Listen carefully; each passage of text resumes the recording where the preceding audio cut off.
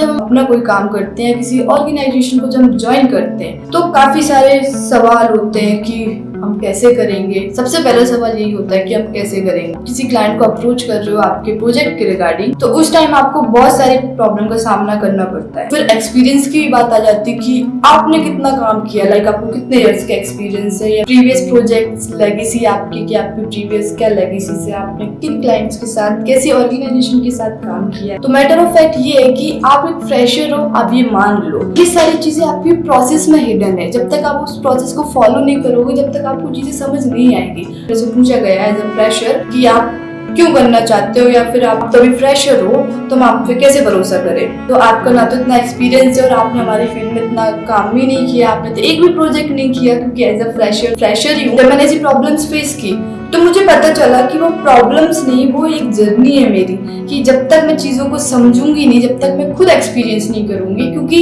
एक होती है कि आपने खुद एक्सपीरियंस की और एक चीज होती है कि किसी और ने एक्सपीरियंस की और वो चीज आपको बता दी, दोनों अलग चीज है। तो जब आपको पता चलेगा कि वाह, ये तो सिर्फ एक आपको माइंडसेट था कि आप पहले चीजों को कुछ और सोच के बैठे थे। ये सारी चीजें थी प्रोसेस। आपके अप्रोच में सामने क्लाइंट की क्या वैल्यू है, आपका प्रोजेक्ट उनके लिए एक मॉनेटरी तरीके से बेनिफिट में आ सकता है, आपको आपकी प्रोसेस में सब मिलेगा। दूसरी चीज है कि आपके माइंड में आपको ये चीज क्लियर होना चाहिए कि आप कौन है, आप क्यों ये वर्क करना चाहते हैं, आपका क्या विजन है और सामने वाले का आपसे क्या फायदा है, क्या वैल्यू है। पहली चीज है प्रोसेस, क्योंकि वो सारी चीजें प्रोसेस में आपको हैंडल करने में आएंगी। आप इंटरेस्ट से, पैशनेटली अगर आप किसी काम को कर रहे हैं तो करने में आपको भी अच्छा लगेगा। कम्युनिकेशन को मैं कैसे करूँ, कॉर्पोरेट लैंग्वेज हुई है, किसी पर्टिकुलर ऑर्गेनाइजेशन में लोग किस तरीके से बात करते हैं।